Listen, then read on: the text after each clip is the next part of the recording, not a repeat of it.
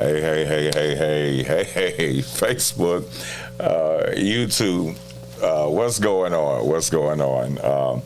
Been a minute since I set up everything and put in the little effects. But listen, how are you all doing on today? Hopefully you all are good.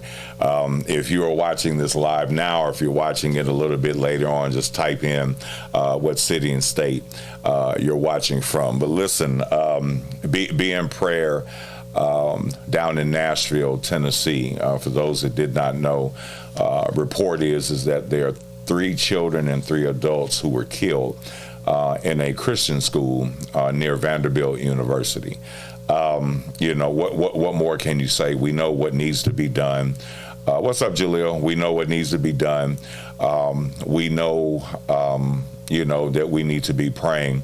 And again, people are getting that bold. They're becoming that bold. They're becoming, they're not becoming. They already were these particular individuals. But, we just gotta be prayerful, because again, it'll get worse before it gets better, because we know, the land in which we live, and it comes a point where it's more than prayer. It's way more than prayer. It's about safeguarding and doing, what's required. So listen, I wanted to kind of jump on real quick today to talk about melanated Kens and Karens. Keep in mind, I'm a pastor. I love the Lord, and I'm doing this on social media because for those of you that know me, and you may be connected to a pastor that's like this, we don't necessarily have to wake up in the morning and say, Jesus, Jesus, God, God, Holy Ghost, church. There are some conversations we need to have, and I thought I'd have a little bit of fun today, but a little bit of realistic fun. But there are some conversations that we need to have as it pertains to life. And I think what has happened is that we have become so inundated with so much church on social media that we fail to realize that it's social media. What would you talk about? What's the subject matter you would talk about if you and your friends went out to eat? What's the subject matter you would talk if you were at a family reunion? Everything is not church. And sadly, we have these individuals who may not have necessarily been trained, but they feel that every time we talk, it has to be about the Lord. Every time we talk, it has to be about church. But there are some critical conversations that we need to have in reference to people. What's up, Fred? I see you. There are some conversations that we need to have in reference to people, and one of those conversations is dealing with melanated Kens and Karens. Let's go to the original Kens and Karens first, shall we? There are people, and again, I'm not on here to to spew any hate speech or anything like that, but we see the reality that many of our brothers and sisters who are Caucasian, different nationalities, they have weaponized the police by way of phone call. They have weaponized the authorities by way of, ooh, he hurt, he said something to me and I feel uncomfortable. We call them Karens and we call them Kens. Karens and Kens are the ones who feel the need to pry into everybody's business but never deal with their own business. Karens and Kens feel entitlement because I live on this street, and because your car does not look familiar, you have no right to park on my street. Because I've been in the neighborhood subdivision since the first house was built, how dare you come into my neighborhood and I not know anything about you? Karens and Kens getting mad. We just saw one almost attacking a young African-American child, I think in Temecula, California, because they were there for a bill passing. I think it was something like that. What's up, George? I see you. And, it shows this tall Ken that's in the face of a young African-American child, not an African-American full-grown woman, but an African-American child. And he's yelling and screaming at her, and the little girl is like terrified, looking like, what have I done to you? And just so happens the brother jumps in and says, hey, this is a child, So we have Karens and Kens who have entitlement. They feel that they're entitled. And here's the thing. I can't be mad at them, because when a system is built for you, when a system is catered to you consistently, when all you have to do is make a phone call and the system works for you, you can't really be mad at them, because it's their system. It was designed for them. But the ones that I want to deal with on today, real briefly, are the melanated Kens and Karens. What's a melanated Ken and Karen? And if y'all don't mind, share this video. A melanated Ken and Karen is an individual that has melanin. They are of African American descent, Pan-African descent, the list goes on. And they're not only obnoxious, but they are more Karen and Ken-like towards their own people. And how can I say this? I don't want to say Uncle Tom, because Uncle Tom, actually, if you read history, Uncle Tom was a dynamic individual in the plight of African American people of color. But we have melanated Kens and Karens that really don't realize that they're melanated, or either they have purposely forgotten that they are melanated because of a few opportunities that have been presented to them. And because opportunities have been presented to them, they feel the need to look down on us other, us colored people with melanin. They achieve a couple of degrees, and their pedigree goes up, their financial portfolio is magnificent, and what begins to happen is that they begin to look down on their own people. Now, I'm not trying to make this any type of war. Please do not misconstrue what I'm saying, because people will take videos and they will take excerpts of videos and try to force an agenda. But the reality of that is that we have melanated Kens and Karens who maybe they grew up with a silver spoon in their mouth. Maybe their parents were well off. We're not even complaining about that. I have no issue with people of color who have reached a financial platform, who have reached an educational platform that, are proud of their accomplishments. There's nothing wrong with that. I'm never going to criticize that, because that was the wishes of our ancestors. The issue that most of us have are the Karens and Kens that once they reach a certain plateau, they now want to join in with the regular Karens and Kens to promote persecution against their own kind. So you go to different restaurants. I was in a restaurant years ago in Santa Monica. I was at a restaurant years ago in Santa Monica, California, a long time. I think I just got out the military. And we're in just regular civilian attire. We're sitting in one of the little outside villas. We're talking and laughing because we just came from overseas. We were in war. And we're sitting down. We're literally having just innocent conversation, no vulgarities, nothing crazy at all, just simple, regular, everyday conversation. And as my partner and he and I were just like, we came through basic training, AIT and everything together, we're laughing. And then when you kind of look off to the corner, there were, and we weren't calling them Karens and Kens then, but there were a couple of melanated Karen and Kens that were to the left. And I'm thinking, okay, the old hood in me, I'm a DA person, Hoptown, Kentucky. So I'm like, is there an issue? Is there a problem? No, there's no problem. You all were just a little loud. And in my mind, I'm thinking, if we were talking about Gunsmoke, or we were talking about, the dawn of Microsoft, and we were giving that laugh, maybe that would have been acceptable for that particular time. We weren't loud. We were just simply having a good time. And little do we know that a little bit after that, here comes the waiter. Well, you all are kind of noisy. We ask that you tone it down some. Now, keep in mind, we're listening to people talking about their tans. Santa Monica. We're listening to people talking about surfing. We're listening to people talk about everything, and we can hear their conversations audibly, but yet we were the ones that were too loud. Now, my personal belief is that if that particular Karen or Ken had not given the whole, they're disturbing me, none of this would have happened. And I'm prefacing this by saying that, sadly, black people don't have a problem learning about racism, because we've studied races for all of our lives, because that's pretty much all we've encountered. And you hear people say, oh, well, there is no race. As long as people of color are still being hung, people of color are still being discriminated against.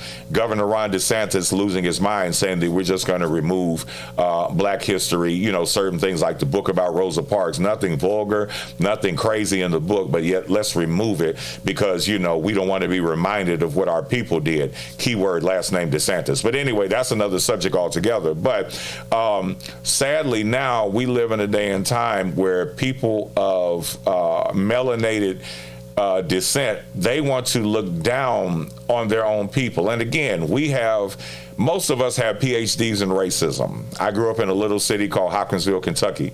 And, we experienced it, growing up. So it's something I've seen all my life. But for colored people of color who literally have a PhD in racism, we see Proud Boys.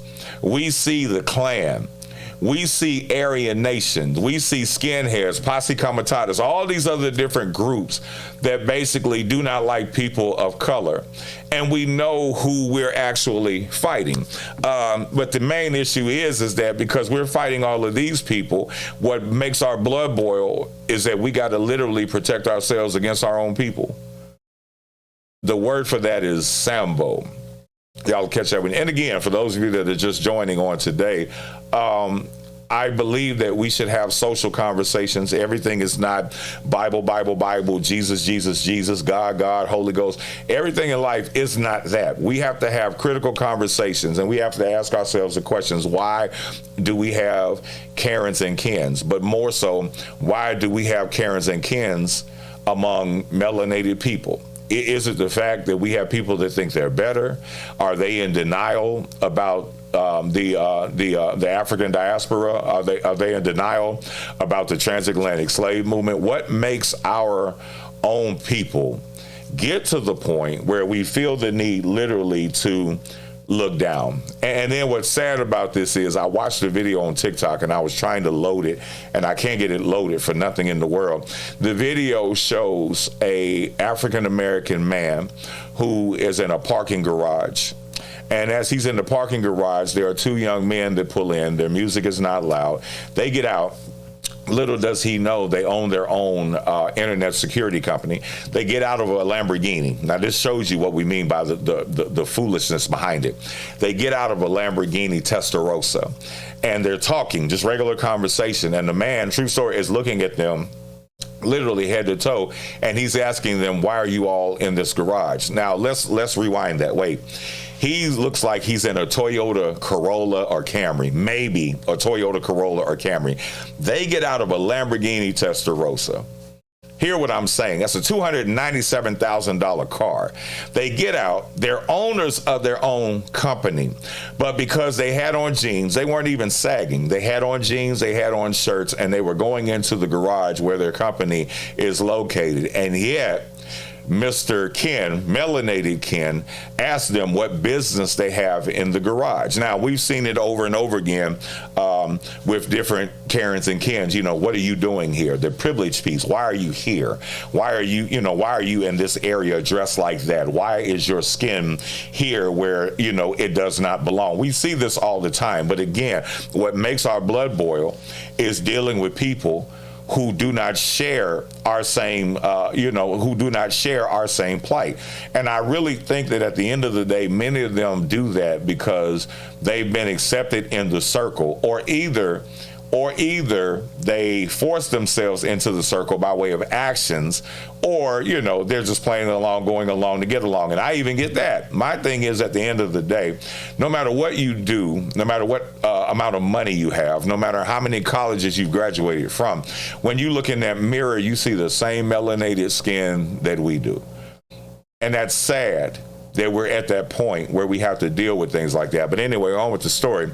The man calls security on the two young men who get out of the Lamborghini Testarossa, $297,000 car.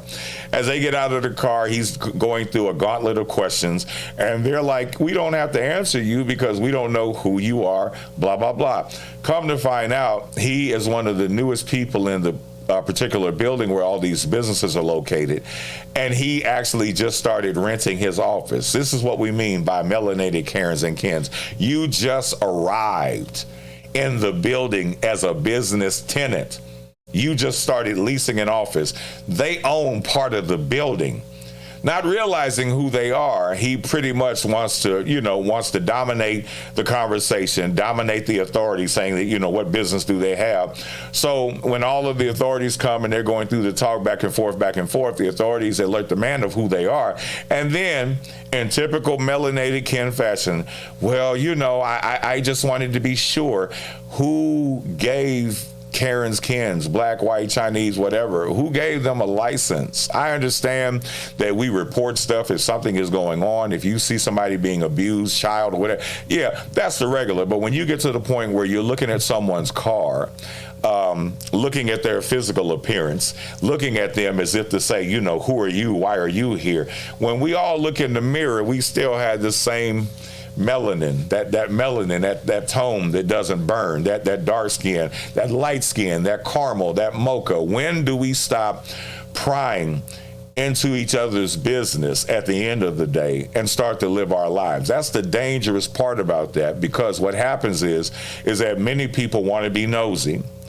And then in their nosiness and assumptions, the wrong thing happens. The police are weaponized. And then at the end of the day, they play provocative victims. There's another video. Young African-American, young Latino lady. She's in a nursing home trying to visit her mother. And here comes a Karen up the steps. What are you doing here? Why are you here? And she, in smart fashion, turns on her phone. And she holds her phone up and she begins to record. I don't care if you record me. This is what the lady's saying. She's like, why are you worrying about why we're here? Well, you have no business in this building, and I'm saying this because after a while, it just gets on your nerves. But she just kept saying, well, why are you here? Who are you here to visit? She's probably maybe an employee, but she looked more like a visitor herself. So the young lady continues to record. Hey, Kimberly, I see you.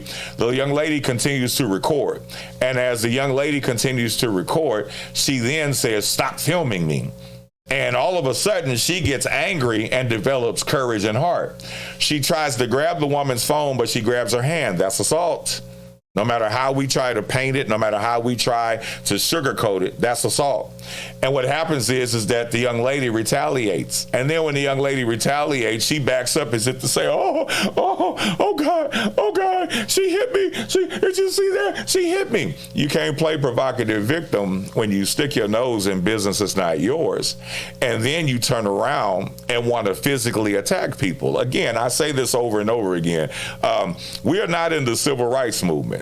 The days of us just marching and we shall overcome, we're not our ancestors. We stand on the backs of our ancestors. We value all that they fought for. We value everything that they taught us. But again, we are not our ancestors. So sadly, we're not only fighting the ancestors of the ancestors' oppressors, but we're also having to fight ancestry from our own. Isn't that crazy? That we have to do that as a people. And then again, when somebody retaliates or they're forced to defend themselves, then everybody gets sensitive and says, oh, well, that's just terrible because she attacked. No, here's the bottom line. Keep your hands to yourself. Keep your mouth to yourself. That's how people get hurt. That's the reality. That's something that we don't want to say as believers in Christ. We all love the Lord. Most of us love the Lord. And we say, oh, what would Jesus do? Jesus sounded off on fake people in the Bible. We always want to look at, oh, Jesus was love. Yes, Jesus was love. But when it was time to understand the assignment and go off on people, Jesus understood how to do that as well. So we have to get to the point now where we really have to be strategically careful, because not only am I watching, that's it, George, that's a good book. Not only am I having to watch my back because of KKK, some members of Congress, Aryan Nation, and Proud Boys and all these other factions of craziness. Now I have to turn around and look at my own people. And don't get me wrong, when I was younger, I used to see black people in different places. And y'all know the universal black, you see somebody you think you know, or you don't know the brother, but you want to speak, you You lift your head up. What's up, man? I mean, that's just a normal thing if you grew up in the hood. That's just what we were taught. So I learned as I got older that there are some black people that, again, they may have been raised well off, and that's a good thing. If their parents had money, if their parents put them in the best of schools and made sure that they had the best of life, kudos. I don't have an issue with that, and nobody black and normal would have an issue with that. The issue is that when you forget what your skin color looks like and begin to look down on people as if they're nobody, because if not careful, you can develop a house Negro complex. And I know I probably got young people watching this, so allow me to expound. So you could develop, house Negro complex was they took all of the light-skinned folks, slaves, and they let them work in the house because they were closer to white. Dark-skinned slaves were in the field. Read the Willie Lynch letters, you'll understand a little bit more what I'm saying. So what happens is that when slaves were set free or something happened, and Malcolm X said this years ago, he said slaves would ask the master, what we gonna do? What you mean, what we gonna do? Master's like, we not gonna do nothing. You're still a slave. And sadly, we have so many of us that fail to realize that, yes, you're well off. Yes, you're in a good place financially, morally, socially, and even spiritually maybe, but you still cannot forget that if it all boils down to it, some of the people that you love so much and you think are just the best people since sliced bread, they're some of the main ones that'll turn on you and stab you in the back. That's the sad reality of what we look at. So when it comes to dealing with melanated Kens and Karens, you got to be careful out there because, again, you're already fighting one enemy since, 1619, the year 1619. And now the ones who we call brother, the ones who we call sister, the ones who we think are really on our side are the ones that are messing with us. And again, it goes back to the context of being a Karen or a Ken. We categorize them as Karens or Kens because they don't know how to mind their business. They feel entitled. They feel that they have a right to talk about people's personal business and whatever people have done. So when you become that melanated version, you become a real different type of individual. But again, I just wanted to jump on just to talk about that because the reality of it is, like George Beard just said here in the comments, he said it. We're not our ancestors. I have a lineage on my mother's side that goes all the way back to slavery, traced to Andrew Jackson Kendrick, who was a slave, to his brother John, who was a slave, to his son Walter, who was not in slavery, to his son Alonzo, who was my grandfather. We did an intense trace. And I look back at a lot of stuff that was written. They went through pure hell at the hands of the oppressors. But yet, even in the midst of the oppressors, watch, here's where Ken and Karens come that are melanated. You had family members that would step out of the family and become trustees on the plantation.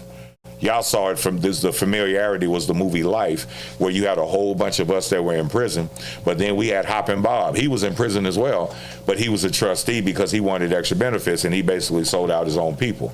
And as I said before, this is not about black is better than white, white is better than black. No, we should get to a point where we recognize the individuality of people's lives. We should get to the point where we recognize that everybody struggles with something. But again, if you can just flat out go in on your own people, you can't holler about, oh, well, Jesus is love and that's love, and then call ourselves Christian. Can I really hit you with a drive-by here? Ancestry, they watch their oppressors go in church and say, hallelujah, brother, and then 5 minutes later come out and sell one of their children. They would watch their ancestors come in and scream and yell that Jesus was worthy to be praised, but yet would go into private quarters and rape some of the slave women at night and then mask it behind saying that they're a Christian. At the end of the day, we got to be careful. We have to be careful because these times in which we live, we see the racial tension that is building up yet again. We see everything that is going on now, and yet we're not only fighting the original enemy, now we're fighting some of our own who actually should at least have some sort of empathy. But I found out that sometimes you really don't find out how much melanin you have in your body until you're in the right car at the wrong time on the wrong street. And then when you see individuals that are driving the right car at the wrong time on the wrong street, and they become victims of police brutality. Then we hear those same people, those same melanated Karens and Kens wanting to get the NAACP involved, Congressional Black Caucus. So let's get everybody involved because I was pulled over. Ain't that amazing that when it happens to them, they need the world to be turned upside down? Let's get Jesse to speak. Let's get Al to speak. Let's get all these people to speak. But yet, when they're sitting on their pedestal, they act as if they're better. And again, Karens come in all nationalities. Karens come in all shapes and sizes. The moral of the story is learn how to leave people alone. Learn how to mind your own business, because the world would be so much better if we saw something that we knew we could not control, and we knew that it was something minor. It wasn't major, like someone being hurt or anything. But when you see something that you cannot control, do not allow your privilege to make you come into character to think that you're entitled to tell people that look like you what they should and shouldn't do, where they should and should not be, how they should and should not dress. Because at the end of the day, the old school would say, you got to sweep around your own front door before you come trying to sweep around mine. And that's a sad day that we even have to make videos about this, because again, our own people, not the ones who don't look different, the ones that look just like us are the main ones who really want to go back into slavery. Harriet Tubman, love Harriet. Harriet Tubman said that she carried a gun. She did not carry a gun, a pistol to shoot at slavers and slave masters. She brought a pistol because there were people that wanted to go back to the plantation. She said, I'd rather kill you first before I allow you to go back to that foolishness. And sadly, some of the ancestors of those who wanted to go back, some of the ancestors who were in the house, some of the ancestors who were in the field act no different than many of the slave owners. Today, I'm just being social. I'm not talking about anything theologically, but the reality of that is that this is what we're facing. So again, when you hear people of color talk about racism, you hear Caucasian people, some of our brothers and sisters, I have some in my family I'll fight you for because I love them, but you have other ones that say, well, when do we let racism go? We don't want to talk about racism no more than you all do, but it's still here. Well, we don't think it's that bad. You cannot take your personal experience and automatically assume that racism is not here based on your context. And that's what many of them do. They look at it and they say, oh, well, it's not here because we see plenty of famous black people. We see plenty of famous black people on TV and in sports, but they don't speak for all of us because they're not where we are. Some of them may have been where we are and they've escalated and gone to bigger and better things, but you have many of them that come back and they give back. But again, they don't speak for all of us because every situation is different. But the sad reality is that although the situations of different people of color are different, the racism is still it's still the same umbrella. So until we start unifying and recognizing that we should not have to deal with color, we should not have to deal with racism. And again, I'm not the only one that feels this way. I have Caucasian people that I see on a daily basis, and we've had these recent conversations, which is why I'm talking to you all, because it's bad when Caucasian people see it. It's crazy when Caucasian people see it, but for the people like us, we don't see it because either we don't see it, either we're privileged and spoiled, or the reality is we don't want to see it. So listen, man, I love you all. I'll have more soon. I'll holler at y'all.